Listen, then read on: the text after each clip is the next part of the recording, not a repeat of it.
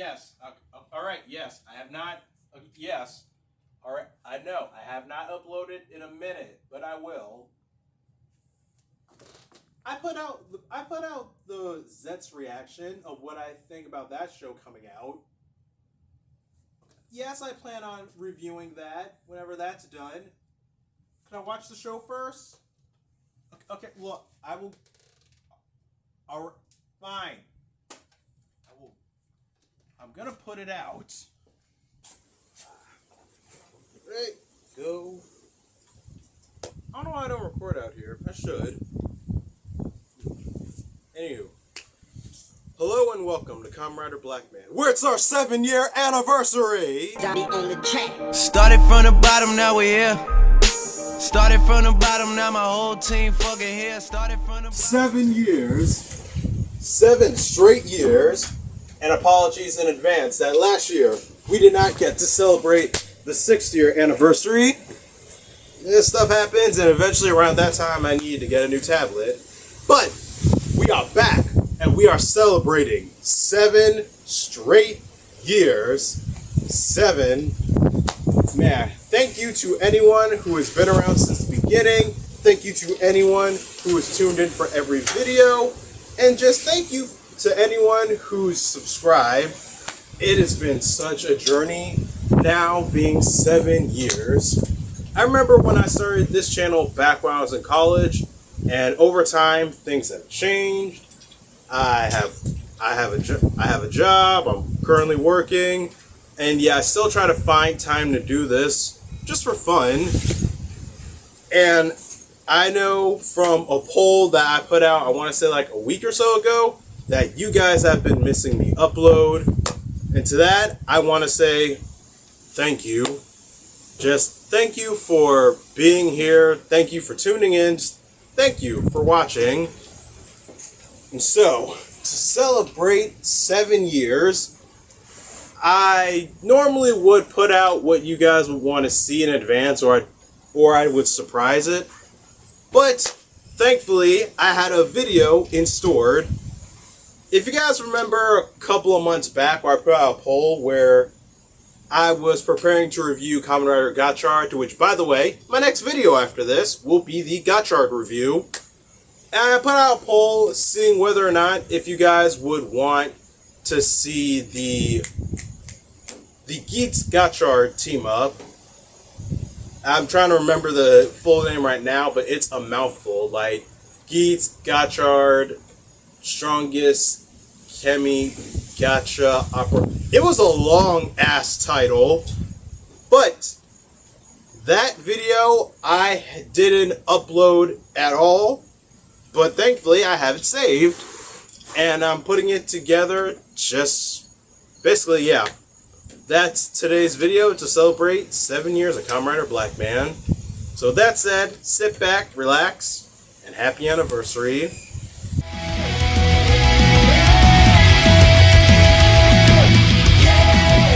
So, going into this review, KamenRider the Winter Movie, Gotchard and Geats Strongest Chemi Great Gotcha Operation. It is canon to the show, and I filmed it in a good, bad, in the middle style review. So, for anyone who has seen Gotchard, sit tight, relax, enjoy.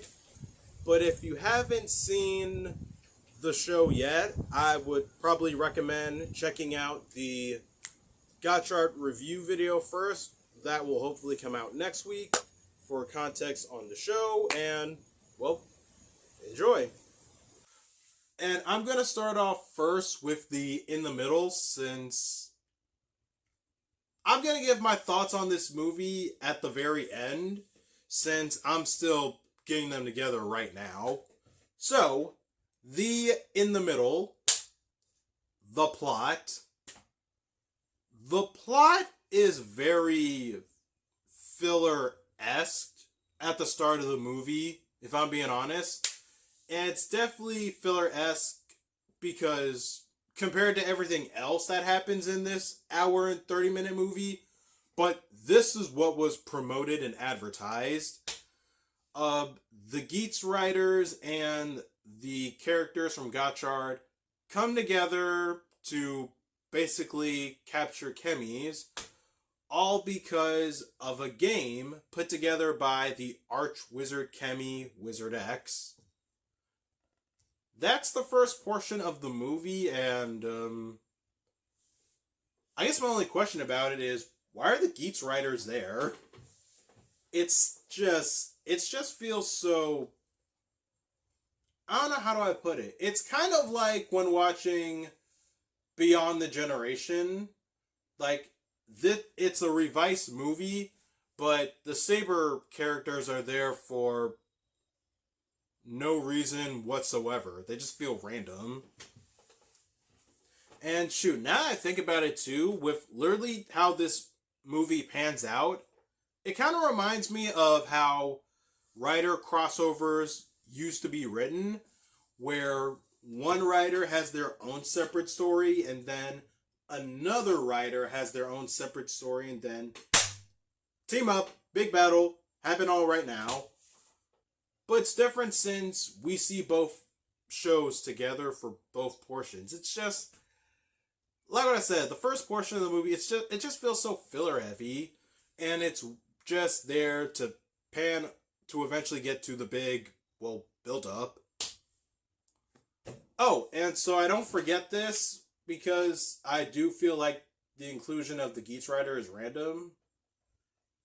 Yeah, they at least get initiative with Keiwa, Neon, and Michinaga turned into Kimis, because sure. I guess it's to promote more cards or whatnot. It's all about the Kimi gimmick that year. It's just strange to it just feels random in my opinion. But we'll talk more about the Kimis in a bit, since I'll explain more once we get to it in a bit.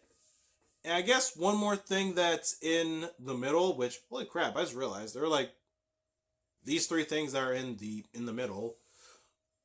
Renee's, the leading lady's introduction as our first female secondary writer, KamenRider Majade, if I'm pronouncing that right. Majade.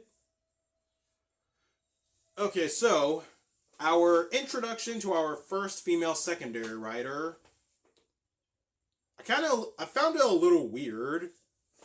Like, don't get me wrong, it was necessary in the situation and all, with the villain happening and everything. It's just, okay, so what happens? There are two special cards that should be powerful enough to take on our villain of the movie, but no one knows how to like harness their power. So Renee volunteers as tribute to go back into the back into the dream world that ex-wizard had them all in afterwards, to find her dad, just so she can learn how to use the cards. And what happens afterwards? She wakes up, then manifests her own Gotchard driver with the new toy slapped in front of it. Boom! She's now a writer. I don't know why. It just felt so random. Like, going back to the dream world just to, I don't know. It's kind of like that episode of Dino Thunder Fighting Spirit, where Tommy fights his past selves just to wake up from his coma. Here it feels kind of less than that, because I don't know, it's like, could no one just build a Gotchard driver? I don't know, Renee's dad, Fuga, is the one who built it, so I don't know, maybe, I'll save more for when we get to Gotchard, but either way, like, this plot point about Renee's, Majade being powerful enough to defeat the villain, that's gonna get thrown away so quickly afterwards. But yeah, the fact that she just manifested a new driver, well, time crunch, I guess, but Hey, whatever. I'll save more for when I get to reviewing the show. Now let's get to the good, which I want to say is just all the aesthetics. Like, visually, this is just an aspect alone about Gotchard. I love the designs of the chemis. Like, I don't hate a single one's look, but in this movie, I love the look of the particular chemis that we're focusing on. Like, X-Wizard and the level 10 chemis, which I might as well get them out of the way first. The level 10 chemis. Which one was my favorite? Maybe Lick Zion or something, but with the level 10 chemis in this movie, I feel like they're all references to different things from Kamen Rider. Like Beetle X, I think, was based off of the Kabuto Zector from Kabuto. Lick Zion, I want to say, is based off of Kamen Rider Blades' final form. The castle one, that's name is eluding me. I want to think that's a callback to the first episode of Kamen Rider Geats, where he stormed the final boss castle. The tree one with another name I can't remember, I want to think that's an homage to Kamen Rider Gaim, with how there's a particular ash tree from that show. How many other chemis are there? I think I named just about all of them. And oh yeah, X-Seed Fighter, the fighter jet one. I have nothing to say about that one because it's just a it's just a sentient fighter jet, and out of all the different kinds of chemis there are in Gotchard, even including the ones from the show, why would someone just create a fighter jet chemi? It just feels so random. But yeah, now that we're on to, oh shoot, I want to talk about my favorite chemi now. I swear, this one's my favorite because all the good in this is just in the aesthetics. Kon, the Ace chemi.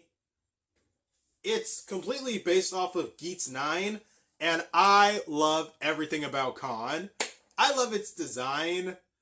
It's so fluffy. Kon is the best girl. And it turns out Kon is like a pet dog of Ace's from one of his past lives, as Kon is short for Constantine. But throughout this movie, Kon is the best girl. She's so fluffy.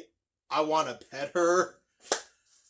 Like, dude, like, the puppetry on Kon was another thing I really loved from this movie, because literally with how they were working the puppet, I believed that it was real.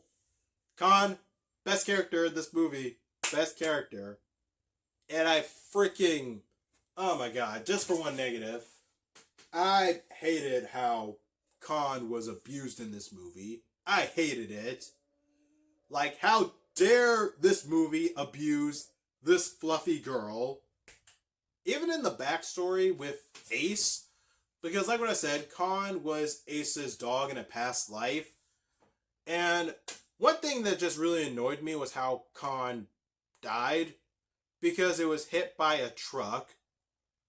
That annoyed me because I was already heated about this movie. But the fact that the dog could have just died of old age. No, it had to get hit by a truck. The oldest cliche ever in Japanese media. And also with how Kong was abused by just how dare. Don't you dare.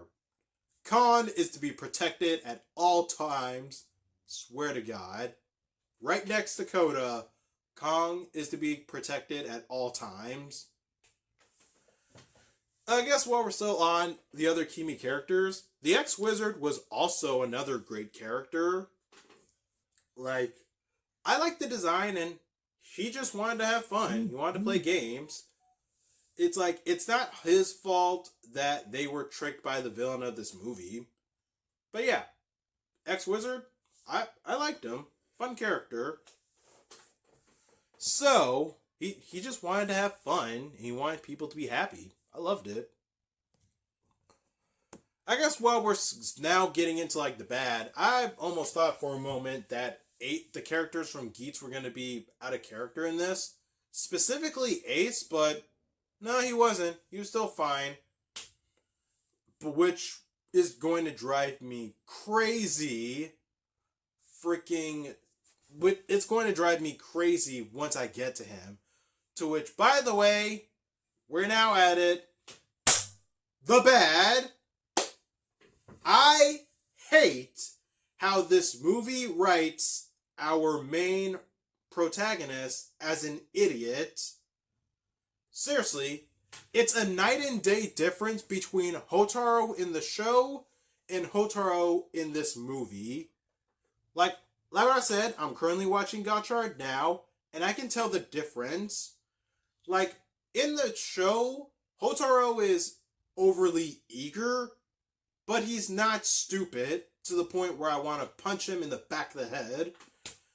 Honest to God. And his catchphrase, gotcha. I've heard gotcha so many times this past weekend since starting to watch Gotchard. Yesterday, it got annoying because his catchphrase doesn't come from his catchphrase comes from a place of like excitement or accomplishment. Yesterday when I was watching this movie, it came from a place of obnoxiousness so much. Every time I heard Gotchard in this movie, I was like, no, gotcha, no. I didn't even want to hear or say the word. It's like, Hotaru was just so written out of character. It's like, in this movie, like, I already thought Hotaru in show was trying to have main character energy. In this movie, he was definitely trying to have main character energy. And even his own little subplot, I thought was bullshit. I didn't give a shit that Hotaru had a fight with his mom. I had no reason to. And another thing I could give two shits about is the villain of this movie. This is what killed this movie for me a little bit in my head. Because, honest to God, the villain of this movie, who's canon to the show, he was a character. He was one of the, let's see here. I guess I can say this a little bit without trying to reveal too much from Gotchard. Like, he was an investigator for a particular scandal that was happening in the show at the Alchemy Academy. And the dude is super intimidating and a high-level alchemist. This guy's backstory, he was a petty loser who lost to Ace in the Desire Grand Prix 2,000 years ago. And the reason why the Geats Riders are in this movie is because he was calling up Ace so that he can beat him. What? This guy was intimidating and imposing how long ago? But now in this picture where I'm never going to see him again, he's just a petty, sore loser? What? I can't take this guy seriously anymore now. And, oh my God, too. This is going to be another... Okay, this is another issue I have right now. And I'm just going to get it out of the way. Because it all comes back to this character. Who remembers Kamen Rider Geats, which came out a year before this show? Who remembers Geats 9, the coolest and most powerful looking final form, because it's God. It's like as Ace was further awakening his godlike powers, this was the pinnacle of it, his final form. How does this movie forget how powerful Geats 9 is? I'm dead serious. I am dead serious. How is Geats 9 having difficulty against, what, a single alchemist who's been at it for, I don't know, 2,000 or so years or so? How? Mind you, it's God! How is a, honest to God, I'm so sorry, I should not be saying the Lord's name in vain and all, but how is a freaking godlike entity character having difficulty against a mortal alchemist? That makes literally no sense. It's not Decade trying to be Gaim Kiwami. It's not Kamen Rider Zane trying to use... It's not Kamen Rider Zane using Geats 9. No, it's a mortal man. It's a mortal man literally being able to be on the same tier as God? It makes no sense. It's the same complaint I have with Cosmic Fury between Lord Zed and the Morphing Masters. Inconsistent power levels that should make no sense. Not one bit of sense at all. And shoot. I want to, this is the worst thing. The worst, honest to God, the worst thing.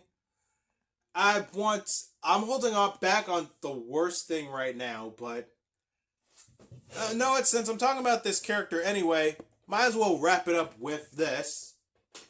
How our main villain is defeated. It's not the inclusion of our new writer for the show. No, it's a new form that our current writer, who's been a twit this whole movie, gets. And that's what beats the bad guy instead of God.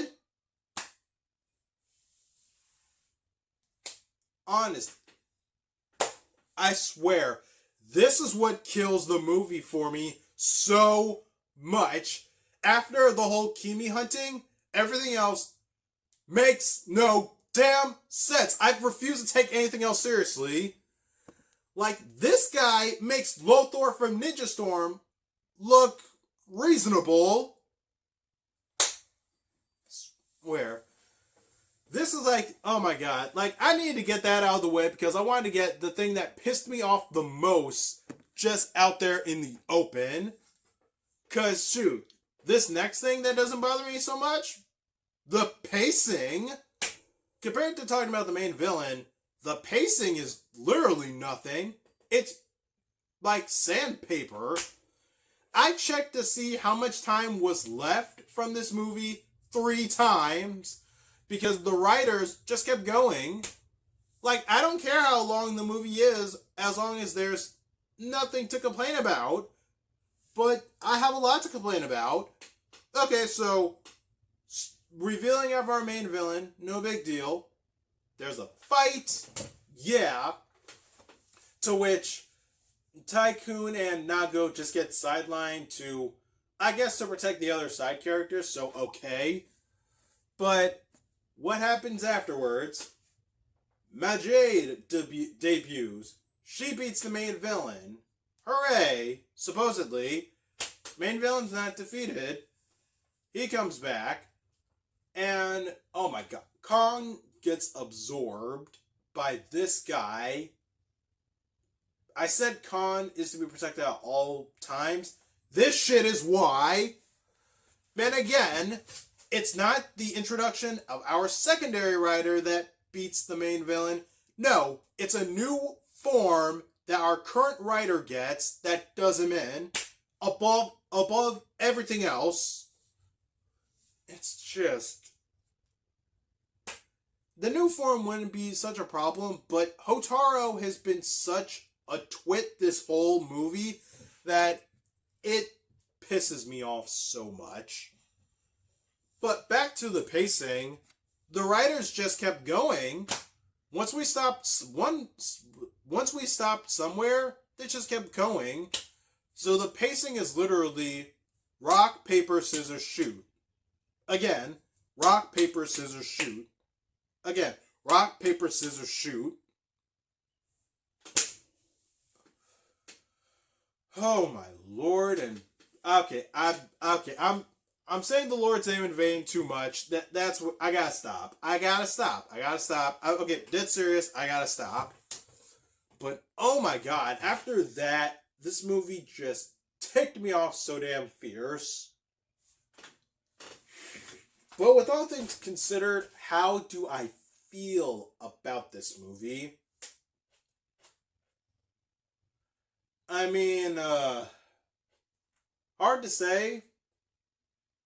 Honestly, if this movie wasn't canon, I literally would have just watched this any other time. But because it is, I gotta say, I just wanted to get back to the rest of the show. So, how'd you guys like the review? I hope you enjoyed it. Please leave your thoughts on it in the comments down below. With that said, thank you guys for watching. Please don't forget to like, subscribe, share this video, tell your friends about KamenRider Blackman, and above all else, thank you all for hanging around for 7 years. Here's to many more.